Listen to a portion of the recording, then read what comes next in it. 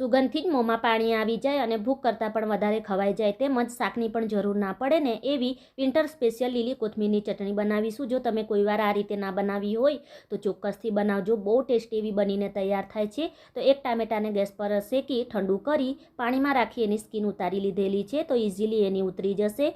હવે મિક્સીમાં એને આપણે આ રીતે રફલી ટુકડામાં કટ કરી લઈશું. સાથે જ તીખાસ પ્રમાણે લીલા મરચાં, 5 થી 6 જેટલી લસણની કળી અને એક નાની ડુંગળીને આપણે એને પણ આ રીતે રફલી ટુકડામાં કટ કરી અને ઉમેરીશું. અહીંયા મેં આદું નથી ઉમેર્યું, જો તમારે ઉમેરવું હોય તો ઉમેરી શકો છો. હવે ઘણી બધી આપણે લીલી કોથમીર ઉમેરીશું. તો અહીંયા મેં ડાળખા સહિત રફલી કટ કરેલી 1 કપ જેટલી લીધેલી છે.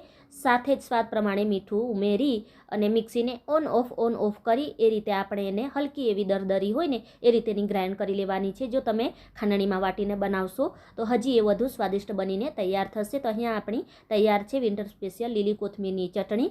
અને મેં અહીંયા સાદા દાળ ભાતની સાથે સર્વ કરેલી છે. તમે રોટલાની સાથે પણ ખાઈ શકો છો. ઉપરથી આ રીતે કાચું સિંગ તેલ ઉમેરીને પણ ખાશો તો પણ બહુ ટેસ્ટી એવી બનીને તૈયાર થાય છે.